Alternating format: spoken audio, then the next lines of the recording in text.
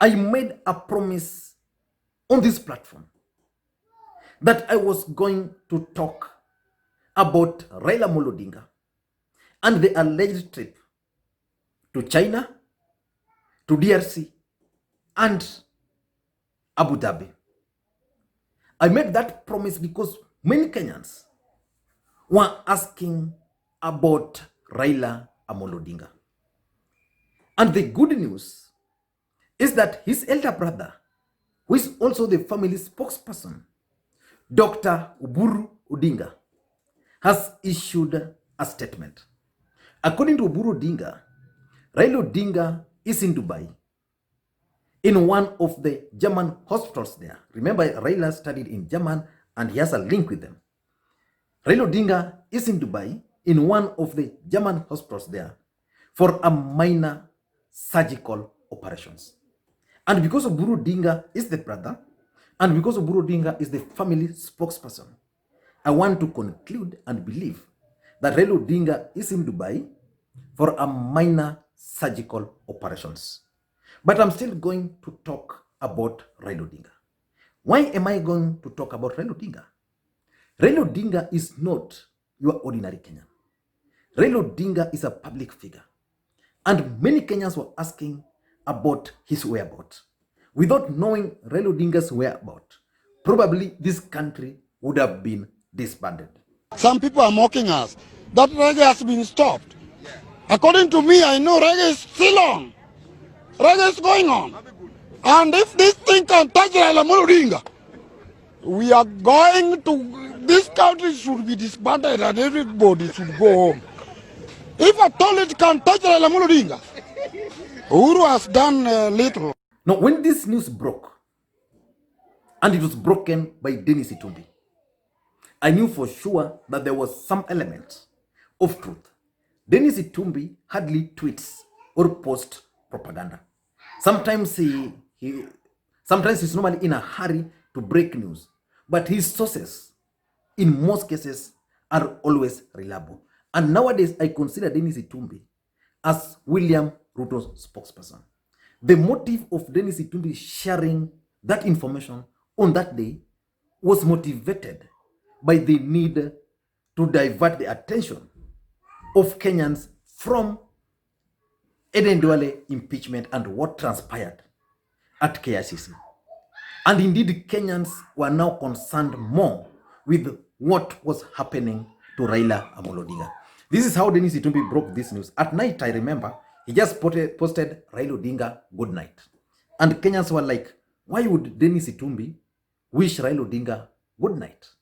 A man would have wished Raila Odinga dead any other time. Now, on this day, he posted on 22nd, Raila Odinga. He flew to Abu Dhabi aboard a chartered flight FYPAA Cessna 680. So Robert Alai went ahead and got information about this flight. This flight is owned by Amref Kenya. It's actually a jet. This is to be saying, number two, the flight took off from Wilson. Then he's saying, number three, the manifest shows he was accompanied by the daughter, a renowned neurosurgeon, a personal assistant, and a bodyguard. Number four, he's saying, now those are the people who accompanied Raila Odinga. Then he's saying, number four, he arrived at Wilson in a small car as a camouflage of his exit. So Raila entered Wilson in a small car. So probably this is magari ndogondogo, not his usual car, not the big cars, but maybe a saloon car.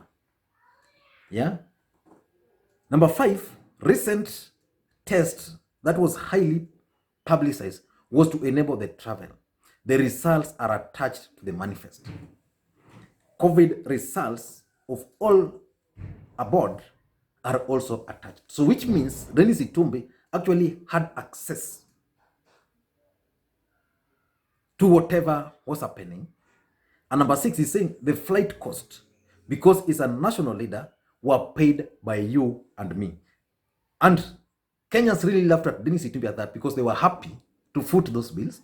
And he's saying number 7, he is currently in Abu Dhabi. Why? Abu Dhabi has announced that starting tomorrow, it will open up airspace for international departures and arrivals.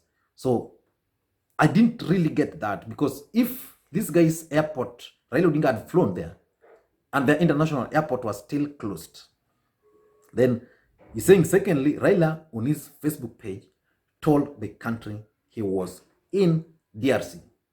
An outright lie. I don't remember Raila Odinga saying he was in DRC. Just briefly, this is what Raila Odinga posted on his Facebook, shared on his Facebook. Dear delegates, ladies and gentlemen, let me take the opportunity to welcome you to the Grand Inga Virtual Conference. This is a conference that we have convened to discuss the issues connected to the implementation of the Grand Inga project. So the meeting was not physical. But that's not why I want to talk about Raila Amolo Odinga. For those who've been following this channel, a few days ago, I talked about Raila Odinga's handlers and accused them of being irresponsible. I accused them of planning to expose Raila Amolo Odinga. They were hosting meetings at Capitol Hill for Raila Odinga. And in my view, that was irresponsible. And a few days later, Raila Odinga went for the test. I don't know whether they watched the video or they had planned for the test. Raila Odinga went to the test for the test, and luckily, Raila Odinga turned out negative. Raila Odinga turned out negative. And the next day, 4 staff members from State House tested positive. But why am I talking about, why do I want to talk about Raila Odinga? Raila Odinga is not your ordinary person. And because Raila Odinga is not your ordinary person, when news like this, people read them from sources they can't verify, they get concerned. It's not going to be the first time and the last time Raila Odinga will become sick. Raila Odinga is a human being. In January last year, Raila Odinga went to Dar es Salaam for the Sports Pesa Cup. I decided now to try and follow with other people also what happened. And the story is just the same. But if you look at the footage, of course, Raila Odinga, through his spokesperson, Dennis Onyango, issued a statement, a very short statement, which I'm going to read to you what the statement said. His Excellency Raila Odinga is fine in Dar. Images of security people holding him emerged from a step on the podium that was falling off, and not anything to do with health. Thank you to everyone who has expressed concern. Now, that's Dennis Onyango. Dennis Onyango is Raila Odinga's spokesperson. So whatever he communicates, that's the official position of Raila Odinga. But I've reviewed that video. If you monitor that video, you realize that Raila Odinga's security, the one who people normally say is very sharp, you realize before the incident happened, the guy moved closer to Jacom. Probably he sensed something. He moved closer to Jacom and almost broke protocol. So if that guy was not sharp, probably Jacom would have fallen down. So by the time he reached to Jacom, then Jacom slightly, he held Jacom and they left. Yeah? And this takes me now to the big issue, because Jacom is out of danger. You know, Raila Odinga, in my view, is a human being, and we are all human beings. So Raila Odinga needs a break, a rest. Raila Odinga has been working.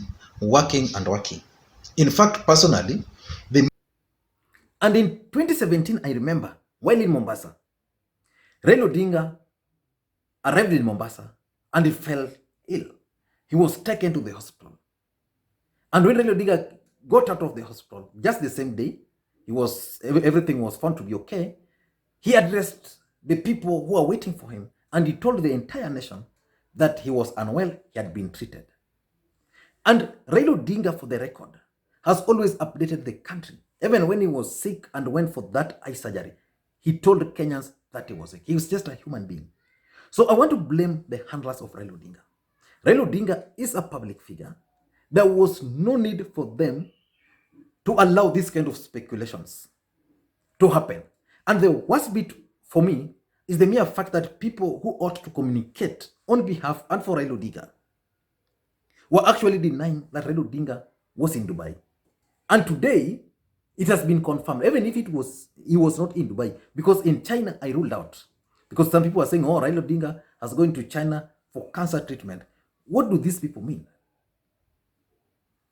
I mean, Raila Odinga was okay the previous week. He was seen publicly. According to Dennis Itumbi, the person they were relying on his communication, stated clearly that Raila Odinga went to the airport in a small car, camouflaging.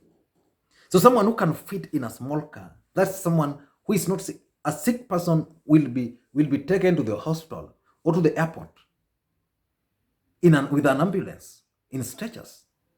This was not the case for Raila Odinga. So why they were denying is something I still don't know. They are actually the people who added to this speculation. Because when you read somewhere that Raila Odinga is in Dubai, has been flown for medication, there are sources you go to. You go to his Facebook page, nothing was updated, which was okay. You go to his Twitter, nothing, which was okay. You go to Dennis Onyango's Facebook page, which was okay. He had not posted anything, so it was okay. You go to Philip Etale, he had posted something and actually denied that. So personally, I think next time things like this, not only to Raila Odinga, because in this country people are sick. 60 members of parliament in Kenya alone are suffering from cancer. Professor Peter Nyang'nyong'o, who was elected as the governor of Kisumu, went publicly about his cancer status. And I celebrate Peter Nyang'nyong'o for that. Because of that, so many other people came out to speak about their journey with the cancer. I remember even Beth Mugo also came out, and she's been very proactive in matters to do with the cancer. In parliament, over 60 members of parliament are currently being treated for cancer. Raila Odinga at his age, you can't expect Raila Odinga to be just seated somewhere very healthy every single day. He's an old man. And the reason, and I'm repeating, the reason personally I support Raila Odinga and the handshake was because of the attitude of Kenyans. You can't expect Raila Odinga, who is 75 now, to go to the street to fight for you, and you are a Kenyan. That if Raila Odinga doesn't go to the street, then you are not happy. I've witnessed severally. I always follow Raila Odinga whenever he's speaking, even during Madaraka, those events. You can easily tell that Raila Odinga has a problem with the hip. And probably that's what is going to be fixed. When he was in Embu, you could see Raila Odinga struggling. Which event? There was an event they were with Uhuru Kenyatta. You could see him struggling to stand up. And those who follow Raila Odinga, even the way he's dancing, you can tell he's struggling to dance because there's a problem somewhere. And this problem is what is being fixed. Some problems you don't need to fix them because you are sick, but you need to fix them because they need to be fixed. Me personally, I have a big problem somewhere here, and I've been planning every single day to go for a checkup, but I've not seen the need. Yeah. So the next day I go for a checkup, then someone takes a photo of me. It's irresponsible, right? But sometimes there's no shame in being sick. There's no shame. But to someone like Dennis Itumbi, I don't know why he was so happy. Why should Dennis Itumbi be so happy that Raila Odinga is sick? How many politicians are sick in this country? How many? How many politicians are sick in this country? How many are going for their blood to be drained every once in a year in this country? So on matters health, in my view, should remain private, personal, and they should remain at family issues. I mean, at family level. So when Raila Odinga is in public, when he now comes back to address the nation, then Kenyans can ask him, why do you go outside there to seek medical treatment outside there and not in the country? If you become the president, can you make sure that people suffering, like for example, Anyang' Nyong'o, who was elected, people knew so well he had cancer. At the end of the 5 years, the people of Kisumu can ask Anyang' Nyong'o, what, not even the people of Kisumu, cancer survivors or anybody who is passionate about cancer can ask them, you are governor, what did you do to help people who are in a similar situation like you but are not lucky? Raila Odinga should be asked his plan. If it's spinal problem, what is he doing about it? What is he telling the governors in the counties he managed to do about healthcare system?